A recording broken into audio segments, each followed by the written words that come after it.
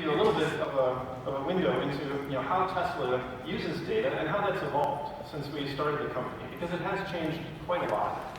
And looking maybe even into the future a little bit of a history of some of the data that sort of led to the founding of Tesla and that really created our mission.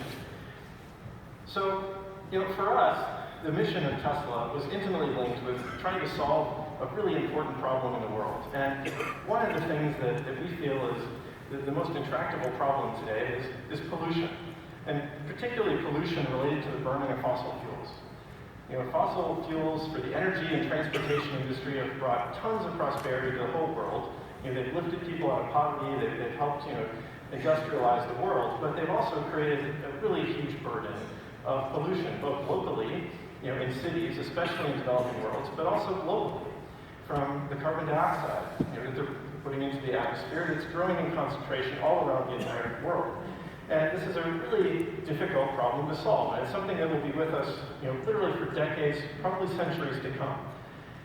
And just to sort of look at some of the data that is very tangible, that you can actually go and measure out in the atmosphere all around us, the concentration of this carbon dioxide is now about 400 parts per million in the Earth's atmosphere. And it's risen permanently above that, even with these cycles, spring, summer cycles. It's always about 400 parts per million today.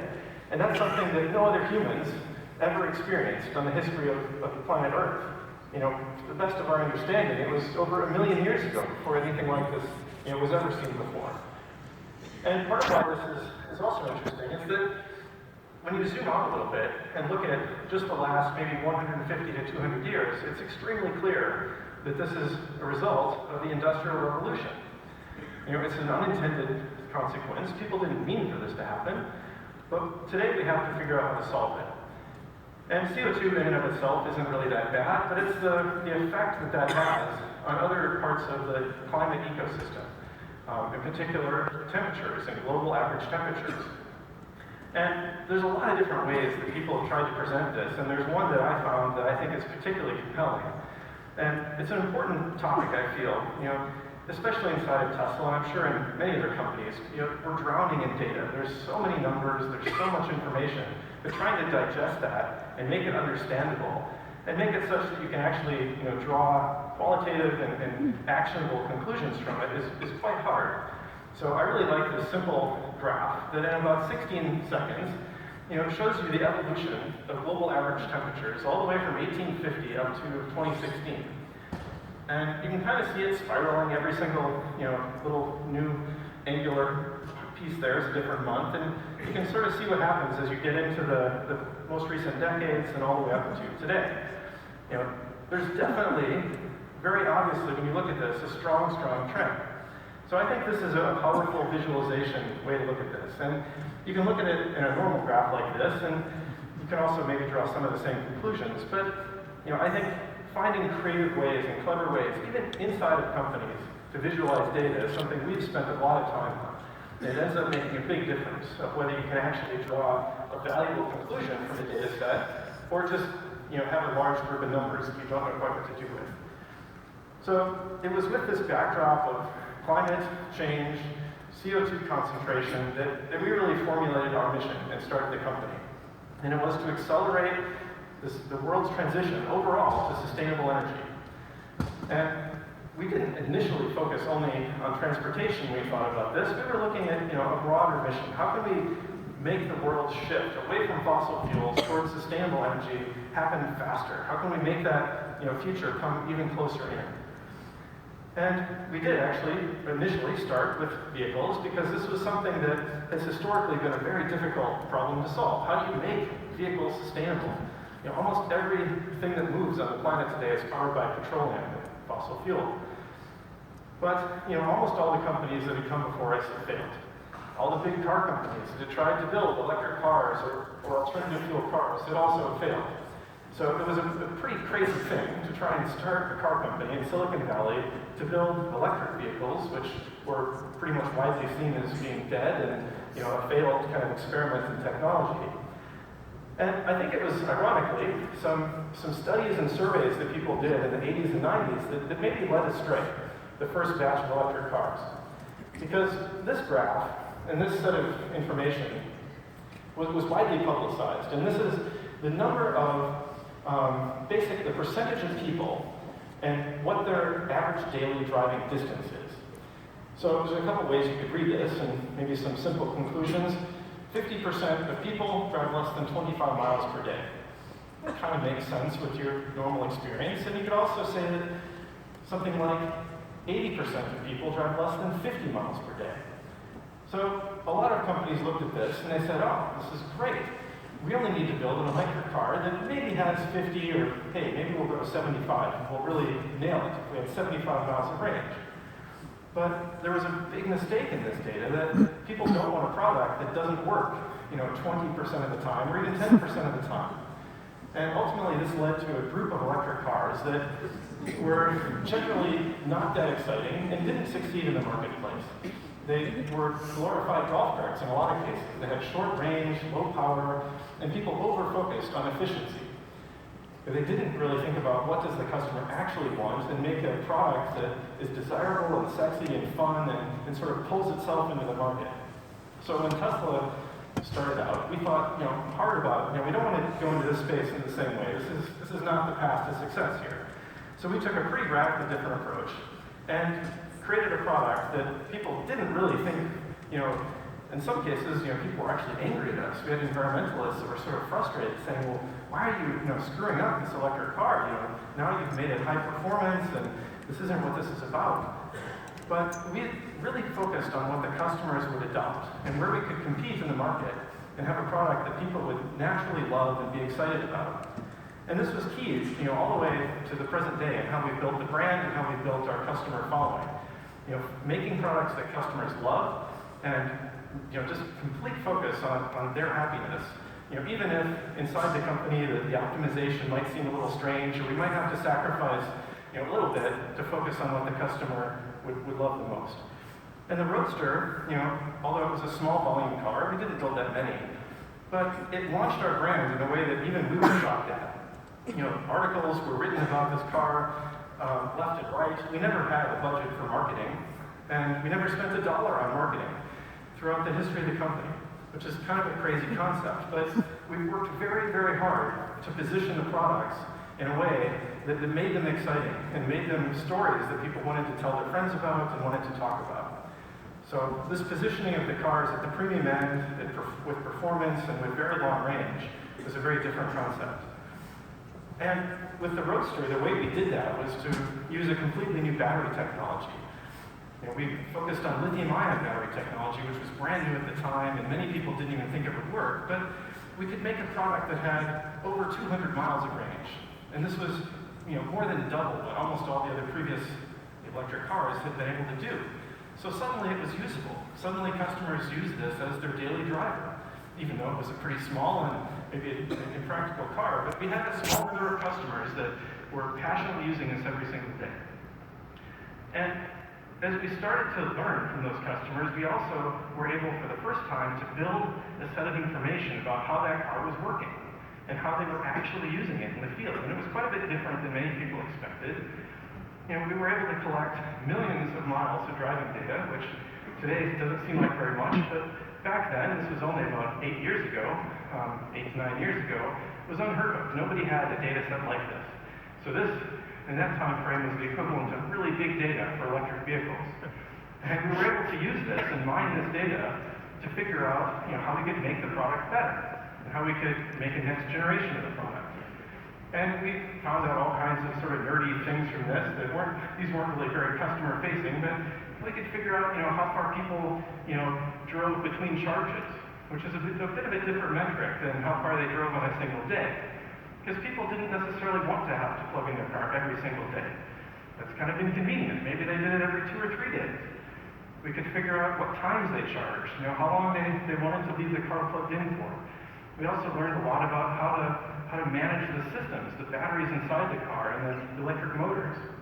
So all this was very valuable information, and we fed pretty much all of this back into the company as we created our next generation car, which became the Model S.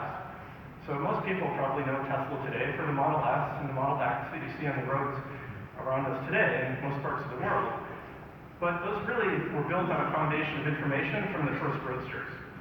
And today, we've pushed that range even further. Today we have a car that has a 100 kilowatt hour battery pack in it, and nobody ever thinks about kilowatt hours, but that's over 310 miles of range, which seems crazy, even to me sometimes when I think back to where we started. This is more range than we even thought we could achieve in such a short time frame. But today people drive these cars more or less just like a gasoline car. They can use it for most of the week and then charge it up at the end of the week if they feel that's the convenient way for them. And we also had the benefit here of starting from scratch.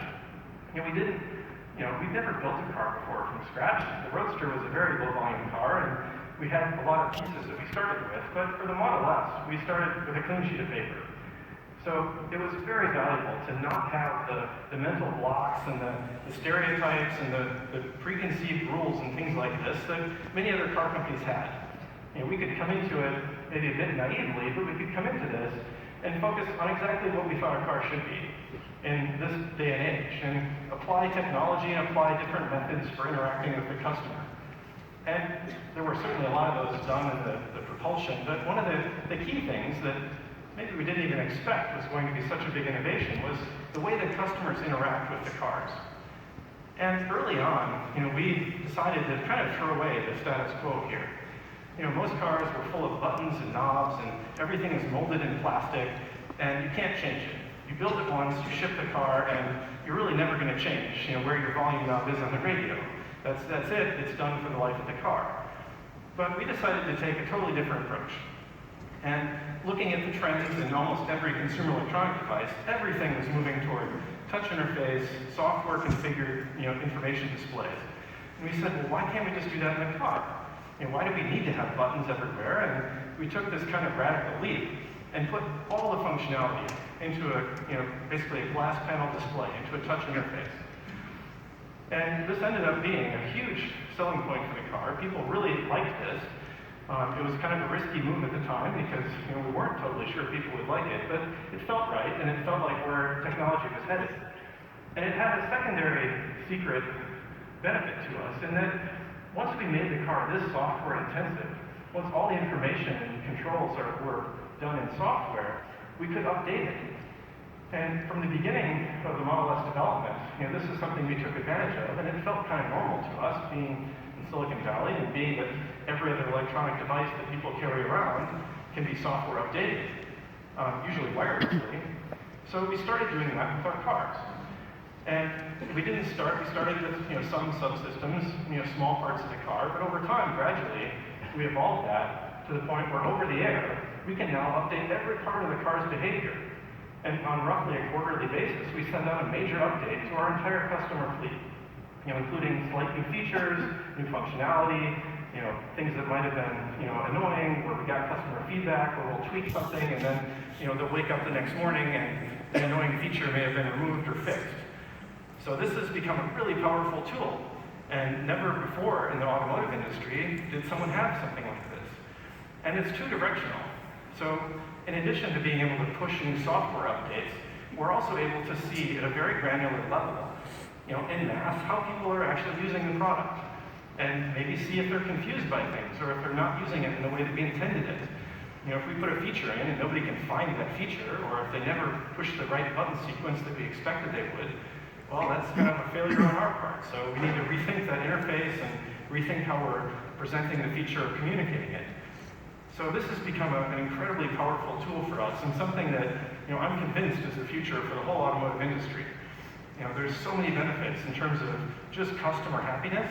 We're able to save them time, save them hassle in many different ways.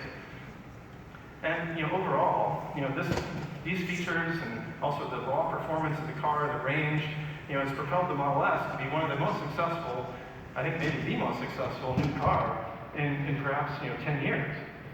And we've continued to update and improve this platform, and today we have a car that has just unbelievable performance. Electric motors are really good at delivering torque. So something that we've continued to just add more and more capability to the cars is their ability to accelerate 0 to 60 miles per hour. And people generally pay a lot of money for this in gasoline cars, but it's not all that expensive for us to do this. So we were able to keep adding this functionality in. In our most recent car, as tested by Motor Trend, the car buff magazine, this was the fastest accelerating car they've ever tested in the history of the magazine. It's something like 70 or 80 years of publishing this magazine. Of any price point. I mean, this is a family sedan that has 5 seats or 7 with 2 rear-facing seats, and it was out accelerating Ferraris and Lamborghinis that cost over $1 million. So this is pretty amazing. I think it points to the fact that we're kind of playing with a different set of rules. When you have a gasoline engine, there's only so much you can do, and it's a really difficult problem. I don't envy the engineers trying to figure that out. But with an electric motor, physics is on our side, and we have a different rule book that lets us accelerate faster, deliver instant torque, and have everything be inherently computer controlled. The motor won't even move without a computer deciding what to do with magnetic fields and to make it work. And of course, also the Model X today, we built on the same platform as the Model S, and these are our 2 core products that today we're shipping all over the world, and learning a lot from as we grow. And we don't really stop once we ship the product. This software connection to the cars has been a fabulous way to stay in touch with our customers and to keep that link very, very fresh. But another thing that we discovered early on is that an electric vehicle is a little bit like a cell phone, in that if you don't have a very functional, very powerful network to charge it and to use it, you actually have a lot of reduced value of the device itself. If somebody had an amazing cell phone that really didn't have good coverage or had no network serving it, it wouldn't be a very functional device. So this is part of why we've put so much attention into charging networks, and we invented something that we call the Supercharge Network, and have been deploying this all around the world. This is the fastest DC charging network that exists in the world today. And at this point, we're installing one of these stations roughly every 12 hours somewhere in the world. So it's a phenomenal growth rate. These are some maps of what that looks like in the US today, in Europe, in China. And even more than just the sort of simple convenience of customers using this to plan their trips and to drive the car, it's a great way for us to stay very connected to all of our customers. And this is something that I think has also been really critical to our culture and how we've built the brand and how we've built the following around Tesla, is having that constant connection to our customers, helping them, seeing what they're doing, how we can respond and make things better. And when we have people stopping and charging, at least once a week perhaps, sometimes multiple times per week, even multiple times per day, they're very connected to us as a company. We don't just ship and forget the product. And one other really interesting feature that I want to touch on just a little bit briefly is related to what we can also do with data and autonomous driving. And this is, of course, a really hot topic in the Bay Area today, and I think really around the world today. But it hinges often on having very good data and having a lot of data. It's a hard problem to solve if you don't already have a fleet where you can start to learn in mass, how the fleet is behaving and how your software is performing. So this is something where our over-the-air software updatability has been critical, and we've been able to incrementally improve the functionality of what we call autopilot in our cars, which is levels of different autonomy, autonomous driving capability. We've been able to incrementally develop that and field that by learning from how the fleet is doing. And that's a pretty unique capability. It's a lot different than if we just had to develop a product in isolation, get it perfect, and then send it out into the field. In this way, we can release the functions that we have very high confidence in, while continuing to gather data, learning, then release incrementally more functions that we have high confidence in, and make the product better and better with every stage. And this is happening amazingly fast. It's really phenomenal to see how fast I think this is going to change the automotive industry. This may end up being in some ways a bigger cultural shift than even electrification of cars, because of the impacts on traffic, on parking, on the other business ecosystems around mobility. It's quite exciting. This is just a quick snapshot of what the inside of a Model S looks like when it's using autopilot, but most of these systems are based on vision, and it's intensely a data and software problem. Most of this relates to recognizing things in the world around us and trying to figure out what those things are and then make intelligent decisions. It's the same thing you're doing in your head when you drive every single day. We just don't really analyze it or think about it. But, a human with two cameras, closely spaced, can drive a car quite functional with really quite good reliability. So that is the real challenge from a software and data point of view, is replicating that, figuring out how to recognize things as well as a human can. At least the class of things that we see on the roads. The cool part about this is that, in a lifetime of driving, a human, maybe you'll drive, 1 million miles in your whole lifetime, maybe less. So that's your kind of lifetime experience of how many things you may encounter and learn before you stop driving. And, a computer, if it's working with a fleet of hundreds of thousands of cars, you can learn that much in a day, maybe less than a day. So a computer can fundamentally be much smarter and much safer than any human driver can ever be. It has at its disposal far more data and more experience in the real world than any one human could ever have.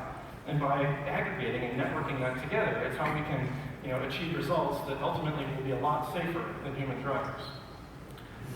And overall, I'm pretty impressed by the results in the market that we've seen with the Tesla vehicles. This is some data on the Model S from, I think, Q3 of last year. I'm sorry, I don't have Q4, but the Model S was by far the best-selling luxury sedan in the US market. And this is coming from nothing just a couple years earlier, so it's all the more, I feel, all the more impressive. And outselling very, very long-running brands like BMW 7 Series, the Mercedes S-Class. And I think this is a testament to the intense loyalty and the intense passion our customers have for the product. I think it's a great product to begin with, but it's also really driven by viral referrals and customers telling their friends and being excited about the product, and they are basically our best marketeers and salespeople. So our approach has always been to focus completely on making sure the product experience is amazing, so that we never have any doubt that customers will refer their friends, and growing our business in that way. Anything that gets in the way of that is what really can hurt us and what can really slow down our growth. So we focus all of our attention on that positive referral chain, linking new customers to old ones. And if you today look at the data from our Model S and X fleet, it's pretty incredible. That green line, if you can see it at all, that little green line at the bottom, was actually the same data from the Roadsters. Today it's just completely overshadowed by how many miles we're driving with the S and the X fleet. And this is a little bit out of date, but today it's well over 3 billion miles traveled with that fleet of cars. And previously we were talking about several single-digit millions. So huge increase, several orders of magnitude increase in miles. So you can imagine how much more information this feeds back in, so we can keep learning and snowballing to make even better products. And as a hint, a lot of that data is snowballed into our next generation platform, which is the Model 3. And, that's where we're even more excited to kind of apply the same formula again with the whole next generation technology in that car. One other aspect of all this driving is a lot of energy use. And it's something that, if you link back to our initial mission, it wasn't just to have lots of cars on the roads that drove lots of miles. It's related to how do we make the cars more sustainable. And we haven't lost sight of that, and it's something we've been thinking about for a long time. So, last year, and even a little earlier than that, but we started to focus much more intensely on the energy generation, that can power these cars. If electric vehicles are powered from coal power plants, they're still about as clean as a good hybrid electric vehicle, but they're nowhere near living up to the potential they could have. They can be truly zero-emission vehicles, no CO2 at all, if they're powered by solar or wind or hydro or other sustainable energy.